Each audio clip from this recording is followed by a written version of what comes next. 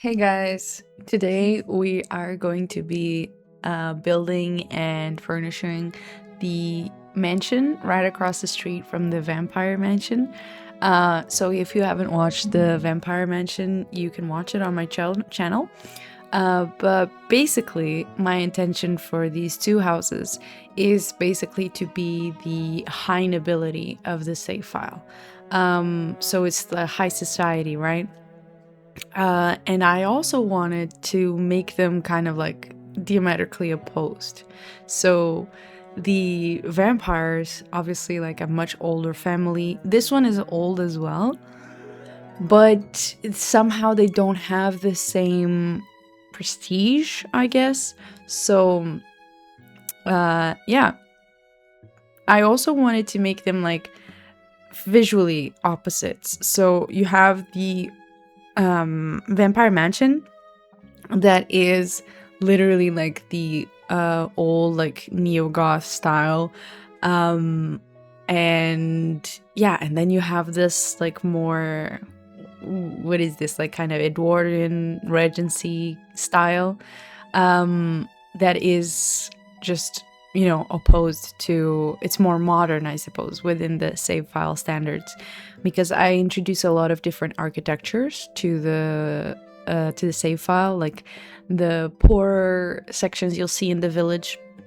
I use Tudor style, and when it's more rich people, more high class, I typically try to use Edwardian or regency to kind of like show that difference. And the only one till so far that I've used Gothic architecture has been the vampire mansion. I probably will use Gothic as well for the church, because like, I don't know, I like keeping in mind like how long ago these houses were built, and I think it kind of gives that storytelling like of the vampire mansion was here way before this one was here, right? So yeah, this family here that's gonna live on this mansion, they are going to be very important in the like high society as well. The grandparent, so the older patriarch of this family, is going to be named Ambrose, and Ambrose is the brother of a queen, so a queen that already died. So at some point he is related to royalty, but from a different side of royalty than the vampire mansion. I don't know if you've watched the vampire mansion. If you haven't, go watch it, because I talk more about the vampires lore there.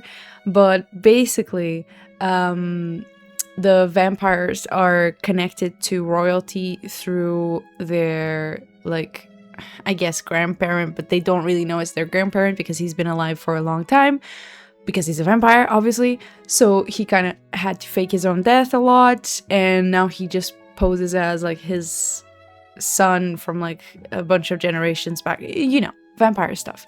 But basically the point I'm trying to reach is that these two families are both royalty, but from different lines of royalty. So they're not related in any way. And they don't really have the best of relationships with each other. So they, like, these people, they kind of like look at the vampires with suspicion. They think they're weird. They think they're not very proper. And they're not very like respectful of society's manners and rules. This family especially is going to be very concerned with how people view them, with like not getting into any scandals at all, because like the vampire family, they are so old that they can afford scandals, because a scandal is not going to ruin their reputation forever, because they're so old. They're such an old family. This one, even though they are old, they are not like so ancient that they can just afford scandal, and they are very concerned with being proper, being like a respectable family, that doesn't have any scandals, that is very proper. And yeah, the grandparent, who is the patriarch of this family, he he enforces these rules, and he wants his family to have certain attributes and certain behaviors that he expects of his family. However, the family currently, it's kind of like not falling apart, but the views that he wants for the family are. So he reaches like the stage of elderly. His wife, Ada, has died, and now he sees himself alone, and he realizes that he will die soon too. So he starts focusing on who he's going to be leaving behind, and who will be the one to replace him, because he wants like a good heir to take his place in the family, so that he can feel relieved by leaving the family in good hands. And when he looks back at the family that him and his wife have created, he does not feel that relief. He feels that none of his children and grandchildren are currently capable of leading the family like he wanted to. So, what happens? Ambrose and Ada, they have 2 children. They have Ambrose II and they have Anthony. This family is also called the Lovelaces. So Ambrose II and Lovelace and Anthony Lovelace, they each find their own wives. Anthony finds Matilda and Ambrose II finds Cordelia. And these 2 children, Ambrose, the patriarch, realizes, looking back on, his life and what he has not created, but he realizes that maybe during their children's development, he wasn't present enough to instill in them the values that he thought, seeing him, like, he thought the children would have these values, would get these values just by seeing him enact them. And now he realizes at the almost end of his life that no, that is not enough. His children did not learn the values and did not in turn teach them to their own children. So he realizes that growing up, they didn't really pay that much attention to their children, and now their children didn't, pass these values on to their children. Because their children, Ambrose II and his wife, Cordelia, they have 2 other kids.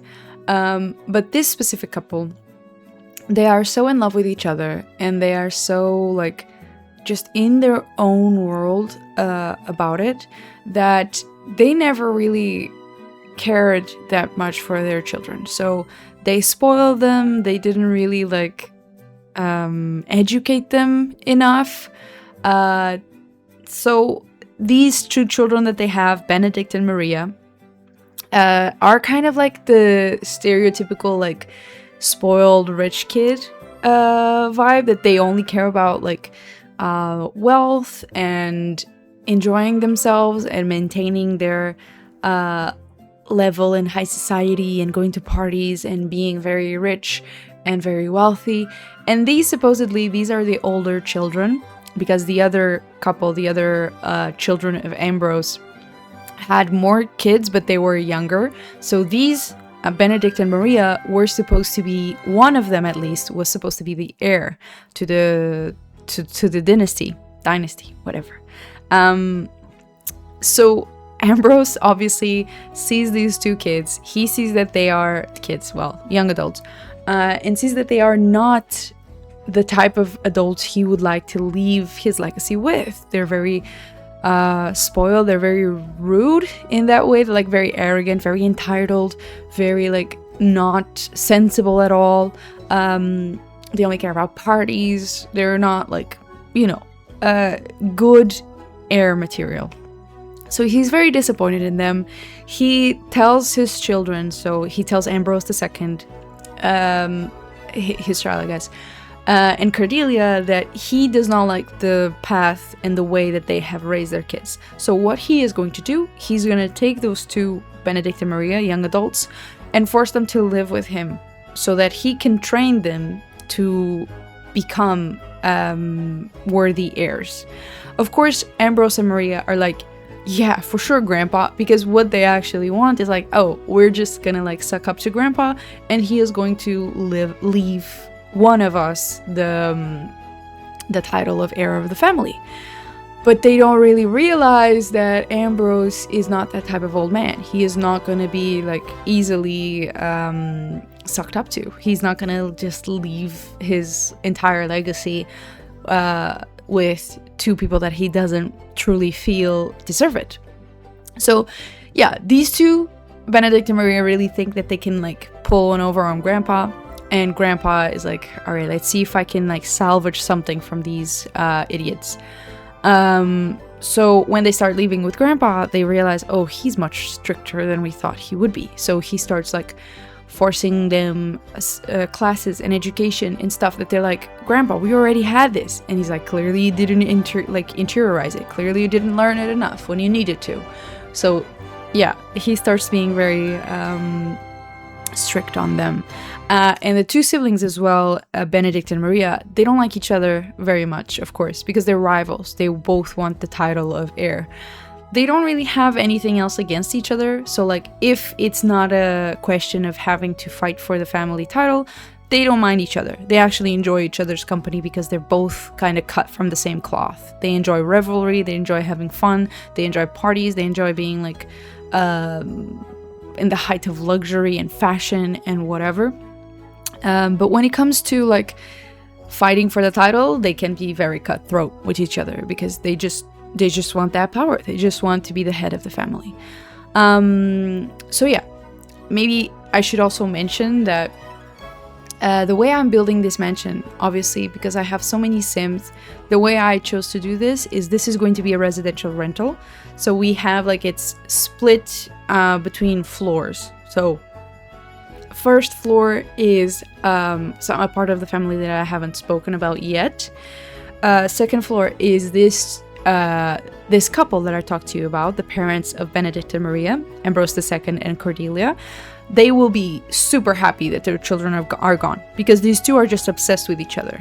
Ambrose II and Cordelia have always loved each other. They just want to be together, and still after all these years, they still just love each other. They only care about each other.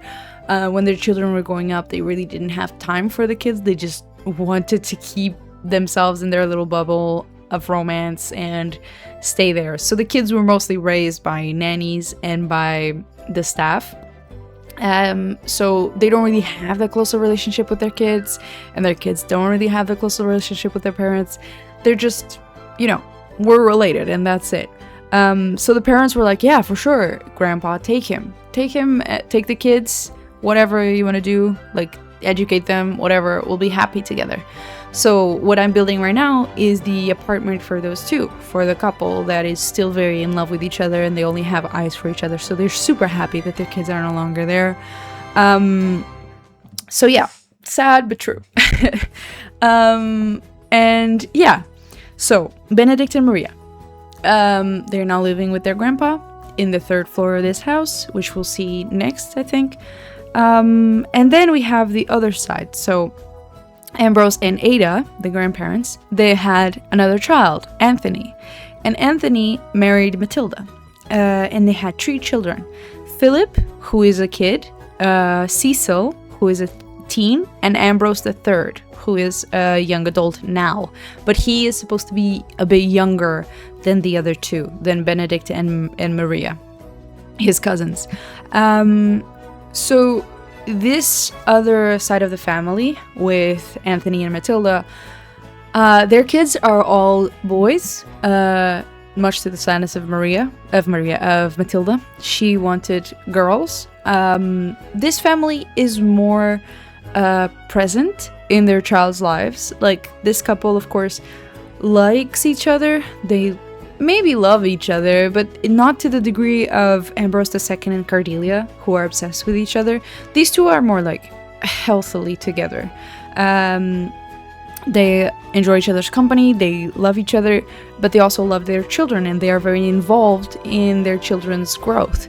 So that basically created 3 kids that are much more inclined, or that have some values that the grandpa sees as important for their family. So even though these two, Anthony and Matilda, didn't really like teach their kids the kind of like values that grandpa really wanted, there was still like something that was carried across from generation to generation. So grandpa sees these three as like, okay, there's some opportunity here, especially Ambrose III, who is the other young adult. And Ambrose III is very different from their cousins, Benedict and Maria.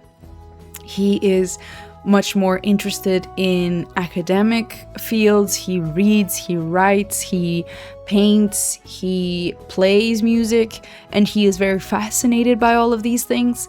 So he has a much more like open mind for learning, and he seems much more responsible with his duties to his family. And eventually, you know, the grandpa can see that and be like, okay, he could apply that to vassals too, because basically these people, the way I don't know if I mentioned it in a video before, maybe I have, but the way I'm going to replicate nobility, because nobility, right, they didn't have jobs, right? So everything they owned was land, and then the people that lived in that land paid them rent, basically.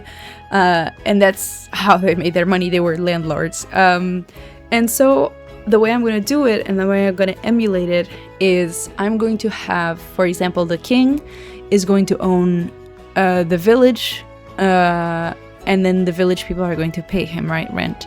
So he's going to be the landlord. And this patriarch, the grandpa, he is going to own this house. So his own family is going to be paying him money. But I forget if there's some other lot that he could own. But I don't know. That's how I decided to kind of emulate the nobility and how they would make money. Of course, some of these people are going to be in the noble career, so they will also make money through that.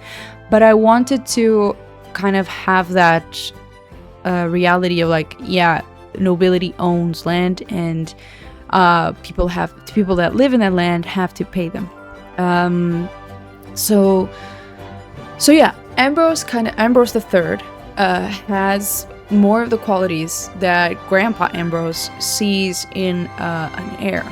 So as he's teaching these other kids, Benedict and Maria, he reaches a point where he realizes that there really isn't much to be done. These two are just incurable. They've already been kind of ruined, if not by their parents, by the excessive wealth. They are too spoiled.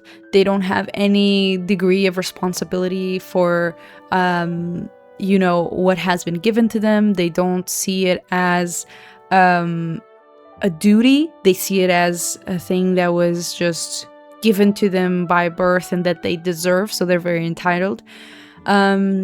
So he already at some point understands that he is not going to leave his family title with any of them. But he doesn't tell them that, obviously, because he's smart. So he's like, okay, I'm going to keep them in the fantasy that one of them is going to get the family title. I'm going to keep trying to do my best to educate them to at least reach a certain level of maybe breakthrough with these two, but he doesn't have his hopes too high.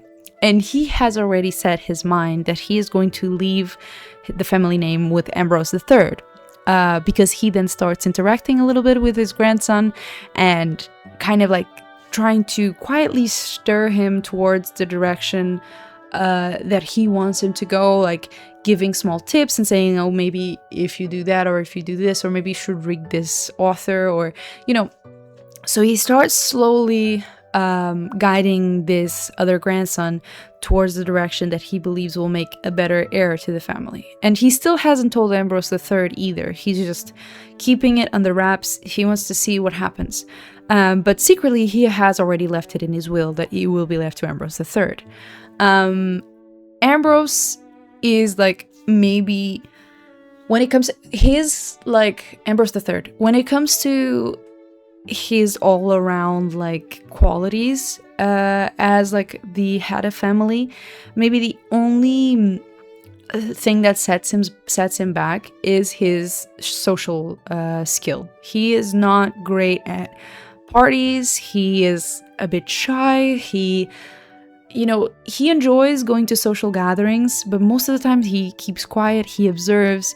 He enjoys having like academic talks, not so much like about gossip or society. He's not, and his other cousins, Benedict and Maria, are way better at it. So they're socialites. They know how to move in those environments of high society. They know how to have people like them. So that's kind of the difference between the two of them, that people in high society really like Benedict and Maria.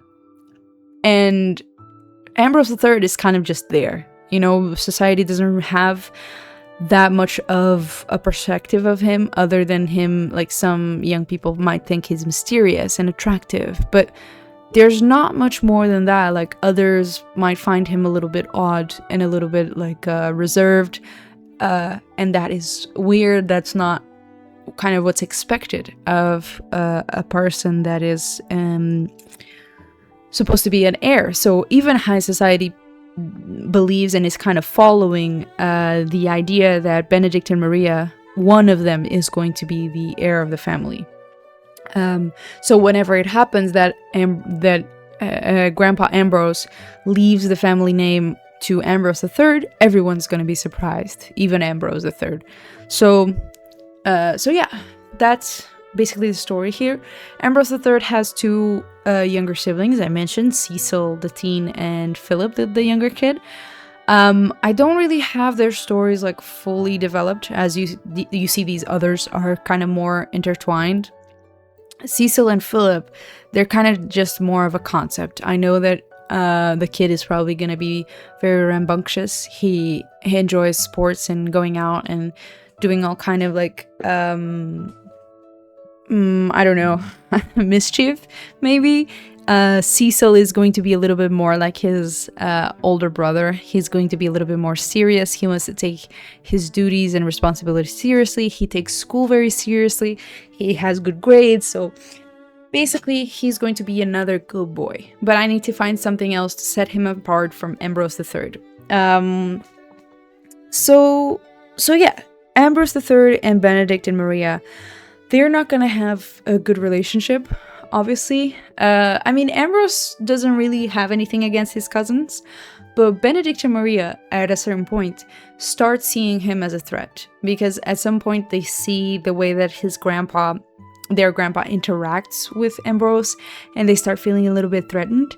They don't really immediately pick up on the possibility that he would be leaving the family name with Ambrose III, but they start seeing something there and they start being afraid. So the way they deal with Ambrose is they kind of ridicule him, they kind of set him aside, they don't really like, in high society, like they don't, in social events, social gatherings, they don't help him out when he's like in a tough situation that he doesn't really know how to deal with, because he's not very sociable. So yeah, they're going to be having a little bit of a tension there between the two of them, the three, I guess. And Ambrose is mainly just like, he doesn't understand why his cousins don't like him. He understands, but he doesn't believe that his grandpa would leave the title with him. He's still very much in the mindset of like, oh, I've always been told that the family name was going to be left with either Benedict or Maria, so why am I even thinking about it? Grandpa already said so I don't really, why would they think that I would be heir, Yeah, and the storyline for this family always intends on Grandpa eventually dying during playtime. Like, he understands that he doesn't have a lot of time in his life. And previously in the Vampire Mansion video, I mentioned that like the main vampire had a wife that he loved very much, and she died ahead of her time. She died of a sickness like Spanish flu or something. And he didn't realize at the time that he was a vampire. He didn't really understand it because he didn't have that guidance. So he didn't realize that he could have saved his wife. He could have bitten her and she would be alive. So he is haunted by this throughout the whole of his life. And I had considered, and he's still very devoted to the memory of her. Like in the mansion, they have like a mausoleum where her grave is, and he like replaces the flowers and lights the candles, does all of that. And I hadn't really considered the possibility of using the feature of rebirthing Sims. So, because when the Sim dies and becomes a ghost, they can fulfill like little, I don't know, milestones, whatever, until they are ready to be rebirthed. In like, this came out in Life and Death, right? So they can go to a little place in a little lake and they can be reborn. And this allows you to place them as a baby in another household. And I was considering that for this guy, the vampire guy, and his wife, where his wife would be reborn as lower class. And since this guy, this vampire guy, is so up in his high horse, he doesn't even consider the possibility of like interacting with lower classes, so he will never actually, or might be harder for him to meet his reborn wife, which he would immediately recognize, kind of like Dracula stuff, where like he would immediately tell that like this lady was his wife. And yeah, and I was considering who to put this lady as, and I explained in that other video that I would set it up probably as like, because I have this family that will live in the village that is loosely based off the Bennet family from Pride and Prejudice. And I was thinking which of the sisters would be more accurate to place as this lady. And I was thinking either Mary or Kitty, because I don't know if I want to put Lydia as her. I don't think she would be Lydia. Even though this is loosely based off Pride and Prejudice, I don't think the one that will be Lydia in my save file will have such a tragic end as the Lydia in the book, where she just marries an awful man and she doesn't even realize it. I don't know, I'll have to set that up as well. So maybe Kitty or Mary would be this guy's deceased wife reborn, and there is a chance that they might meet, because the two older sisters, they are based off Eliza Bennet and Jane Bennet. Those two, they are going to be married high above their stations. So Lizzie, of course, is going to marry the cousin of the king, the current king, or the heir, I guess, not the current king, the heir to the throne. So she will marry the cousin of the heir, and Jane will marry... I forget. I need to also set this up with The Sims, because inevitably I'm gonna have to start creating all of them and going through the arduous job of cheating all of their relationships together and all of the little things. So I'll have to do this eventually. But basically, there is a chance through the connections that her sisters will have, that the two of them might meet at some point. And that would be very interesting, because the vampire would be like, how is this possible? And would have to come to terms with, like, I don't even think he would think too much about it. He would just be like, I don't care if she's lowborn, she's my wife. So yeah, and then he would pursue her a bit aggressively, and she would be confused, but like, I mean, handsome vampire guy, she doesn't know he's a vampire, but yeah. And then he would be like, okay, this time I have to turn her into vampire. There's no way in hell I'm gonna let that like not happen this lifetime. So that would be an interesting storyline. But yeah, anyway, we will get there when we get there. For now, we're still talking about the Lovelaces. As you can see right now, I'm doing the 3rd floor, which is where Grandpa Ambrose and Benedict and Maria will be living with his grandpa. So I kind of like, I mentioned this in a previous video, how I feel like I struggle a little bit with layout. I've been trying to cut out a lot of my struggles, because a lot of a lot of the times I spend a lot of time like deciding which furniture to use, which like, you know, I have a lot of indecision, and it takes a lot of time where I'm setting up stuff, and my videos are getting pretty long, especially these ones where I'm creating mansions. So I also want to cut out as much fat as possible. So yeah, I have this struggle, I suppose, where I feel like my layouts aren't as good as I thought they would be, because I always thought that I was a better decorator than I was a builder.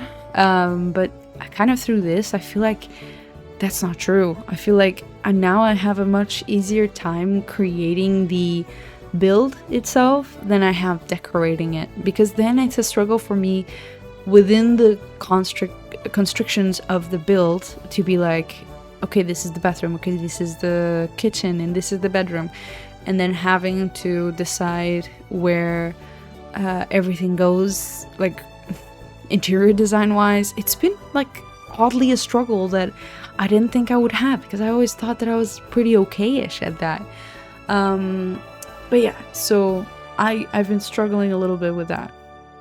But anyway, this little apartment, I think it turned out pretty cozy. But on the grandpa's room, I kind of struggled with that, the thing that I'm talking about, like the layout, and I wanted to put the little throne because he is going to be, the grandpa is going to be in the noble career, so he has to have a throne somewhere in the build. And I was struggling with that, and you'll see like I have a little bit of indecision of where I'm going to put up, if I should separate his office from his bedroom. It gets a little bit messy. But anyway, I think it turned out alright, but it's the room that I'm most like iffy about. I'm like, I don't know if I like this, but it's the most that I could do. I don't really feel like redoing it. I think it's alright, so we'll keep it like that. When it comes to like the relationship also between this family and the vampire family, I actually don't think in the vampire mansion video I even mentioned the Sims names, because I guess I have it all written down in a notebook, like the family tree and the names, but a lot of the times they're not immediately on my brain. I see the Sims more as roles within the save file than I do as like characters with names already, because since I haven't created them as well in game, I haven't created the Sims, they're kind of still just a concept. But I do have their names written down in a notebook, and I didn't mention the name of the vampire family, but basically they are going to be the Aldrich family.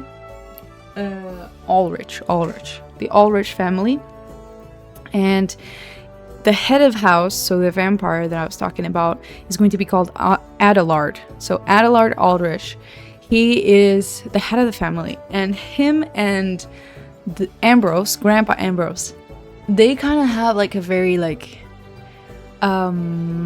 strained, like kind of a dislike for each other. Ambrose has always kind of felt like something was off about Adelard. He just has never been able to put a finger on it. He, of course, like through his years, Ambrose has noticed that like the descendants of Adelard look a lot like Adelard. So he just like sees that every time that Adelard faces death and just like comes out as like a child of the previous one, he has always felt like something was off, because of course like Adelard is always changing his name, so his name isn't really Adelard, it's just the recent one. And this family has a thing of keeping A names, so his nephews and his nephew and nieces also have A names, so it's Anna, Alistair, and Artemisia, so they all have A names. So every time he faces death, he needs to find another A name to substitute it. So this time is Adelard, which is an awful name, terrible name, old ass name. I don't know if I'll keep it. I guess we'll see. Because I like the children's name, the nieces and nephews name. But Adelard, God, it's such an awful name. But we'll see. We'll see if it remains Adelard. So yeah, and they have this like very strained relationship also because they are both kind of part of the king's court, king and queen's court, and yeah, they like Ambrose kind of can tell that something is off about Adelard. He just has never been able to like understand it, and he will probably die without even ever knowing that Adelard was a vampire, and that was what was ticking him off about it. The rest of the family also, because these two families, of course, meet a lot in social gatherings. They mostly avoid each other because it's like it's no secret that they dislike each other. So they just avoid each other. They don't really talk.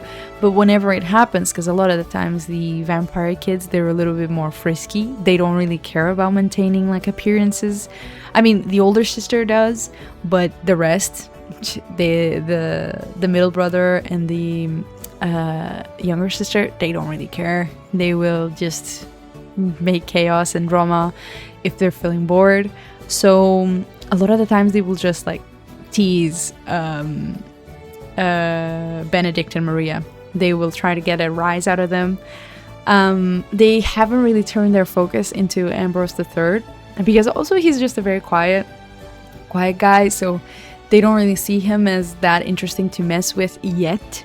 But probably when he becomes the head of house, Grandpa Ambrose dies and he becomes the head, they will turn their focus to Ambrose III, because obviously they will have to like poke him and tease him, and Ambrose III is going to be very confused how to deal with that. I don't know how, like, maybe it would be interesting because the middle brother, Alistair, they're the vampire one. His whole thing is that he hates being a vampire and he is looking for his one true love. And he is very kind of the type that is very in love with his sadness. And he is just like, I don't know, he wants to find someone like his uncle that is obsessed with his dead wife and just wants to have someone like that he can become like completely, utterly in love with. And I've been trying to think who that person could be. And one of the options would be Ambrose, actually, because the third. It would be interesting if when Ambrose III becomes heir and becomes the actual head of house, when their focus, the vampire kids' focus, turns to Ambrose to try and like tease him and be a little bit more mean to him, I guess, or just poke fun at him, Alistair would maybe be a little bit more like, this kid is kind of cute. He's a little clumsy, he's awkward in social interactions, but he has a good heart. He's a nice guy. And maybe he would kind of start to fall in love with him. So that's one option, that they could kind of fall in love with each other at some point, like kind of enemies to lovers. But enemies a little bit one-sided, because Ambrose III really, he's just a nice guy. He doesn't really see people as like enemies, or like, I guess, I don't know. He would probably see Alistair and Anna kind of teasing him as like nothing to be like that concerned about. He would probably think, I have better things to think about than these people. So he probably wouldn't even think that much of it. He'd just be like, okay, I guess this is how these people are. So yeah, it would be a little bit one-sided, the enemies thing for Benedict, for Ambrose and Alistair. But yeah, I don't know. I'm still setting this up. I still don't really have all of the Sims made, and I guess kind of like they come more to life when I actually create them. So a lot of these things that I'm saying, they might be reworked depending on how I want to I don't know, create the storylines, because the gist of the stuff will remain the same. So Ambrose is always going to, the grandpa Ambrose is always going to choose Ambrose III as the heir, but everything else that happens around it is still up to debate, up to change, depending on when I create them and like their relationships between people. That is still very much to be decided. So whenever I say these things, it's like what I have right now, and it's still very much up to able to change, you know. But yeah. The family themselves, like between the kids, so like not the kids, the children of Grandpa Ambrose and Ada, they don't really like interact that much with each other. So this family is pretty separate. They're not very like tied together. So, for example, Ambrose II and Cordelia, the couple that is so obsessed with each other, they don't really have that close of relationship with the others, like Anthony and Matilda, the parents of Ambrose III and the three kids. They're just like, you know, they exist. They tolerate each other. They don't really like each other that much. Not because like they have fights or anything. It's just because they don't really care to get to know each other that much. And I guess that's also a thing that Grandpa Ambrose is a little bit sad about, that like he kind of wanted his family to be united, to be together, to like, you know, be this kind of beacon of family, what he believes is family values of like, we stick together, we like are with each other, blah blah. So seeing his family kind of like not at all that, it makes him very sad. But you know, it's kind of, he realizes that he kind of brought it on because he didn't teach his kids these values that he wanted them to have. So he understands that this is his fault, that he could have, while he was a father, paid more attention to them and taught them more and haven't been more present in their growth. But yeah. And so, Ambrose II and Cordelia and this other family with Anthony and Matilda, they're not going to be very interactive with each other. They don't really, you know, have family outings or anything like that. It's all, if it happens, it's all purely for appearances. They don't really, you know, they don't do it for the love of each other. But maybe that could change eventually. I don't know, because when I make the garden, there are a lot of like nice tables and resting areas and activity stuff that the family could do together or could invite people over and do. So I don't know, it kind of depends how then the play style will change and how the storylines might change. I don't know. I might decide that they, for some godforsaken reason, want to start interacting more with one another and they might become a little closer. But at the start, they're all going to have very distant relationships. They barely like speak to each other, even though they live in the same building. They don't really interact that much. They have their own lives. They have their own friends, their own kind of like slice of society. So yeah, when it comes to, for example, Ada, the grandma who died, she will probably be buried in the cemetery. I mentioned this before, like I have a lot of deceased Sims and I want them all to be present in the world, like in the cemetery. So obviously the Lovelaces don't have like a cemetery like the Aldrich has. Like they have not so much a cemetery, they have a mausoleum in their home, right in the basement. The Lovelaces don't have that, so Ada and eventually Ambrose will be buried in the world's cemetery. I still haven't given thought to who Ada might be reborn as, if she would be reborn as anyone, Ada and Ambrose. So I don't know, because that kind of got me thinking about like who I could start using as like, I don't know, these spirits reborn, these Sims reborn. Don't know. It's a lot of complicated stuff that I need to think about later, I guess. But yeah, one thing that I realized is that like a lot of my stories, like this is the second time that I have like I guess like the vampire sim, right? He is very tragically obsessed with his dead wife, right? And Ambrose also has Ada die first.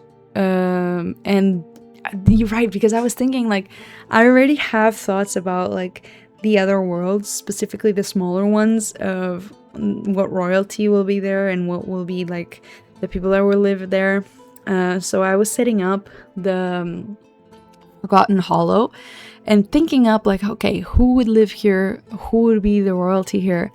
And I kind of wanted to base it off of Dracula, but I kind of forgot that I already based Adelard kind of off of Dracula, but not really, because Adelard doesn't really know he's a vampire, right? So I kind of have this idea of setting up the King of Forgotten Hollow, so the vampire king, as kind of like a Dracula, where his wife dies and he becomes very depressed and he just wants to die. So he creates like a lot of conflict within his own people, so that maybe one of them will try to kill him and succeed, or he's just starving himself. He just does not want to keep living without her. And I realized that like this is already like 3 characters that have a dead wife, you know? And I'm like, okay, maybe I need to hold off on that and change up a little bit of the storyline. I don't know. I think maybe I'll try not to have any more dead wife characters. I guess I'll see. Because I don't want it to be like a constant repeat of storylines. I want very different Sims and very different stories and storylines. So yeah, I don't know. That was something that I noticed, and then I was like, okay, I need to hold off a little on that. But yeah, I mostly have a lot of fun setting up and thinking of what the other worlds are going to be.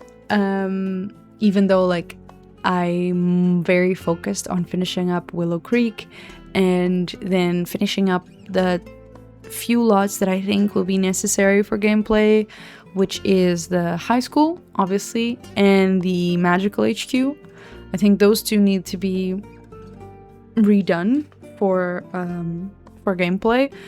And then later, I guess I will still need to do the hospital, the detective place, I guess the laboratory will be like least a concern, but eventually I'll have to do it as well. So yeah, I guess it's just finishing up the ones that I think are fundamental, and then I can start, or should start, doing Sims and actually populating the world. Because I feel like maybe I should have already started doing that, but for some reason I'm so focused and I'm so motivated to keep creating the builds that I don't know, whenever I open the Sims, I'm like, should I start doing the families? And I'm like, nah, I want to finish up the market. So yeah, I've been kind of, I guess, procrastinating creating Sims, which is very interesting because I've always considered myself a creative sim type simmer, and not at all a build like simmer. And now I feel like I'm becoming the opposite through this. Like I'm just so focused on like finishing up the builds and finishing up everything in Willow Creek that I don't even feel like creating the Sims if they don't have house to move them into. So I don't know. But I should, because there's so many Sims that I still need to create. It's kind of crazy. But yeah, here you can kind of see where I start doing the grandpa's room. I'm gonna have a big struggle how to set it up, how to like, because here I'm starting to divide the room, but eventually I'm like, I don't like it because I would need to have another door on that side and I don't like that. So eventually I just open it up and I reorganize it a little bit. I don't know if I'm satisfied with how it turned out, but I think I'm more satisfied with what I did than what I was doing.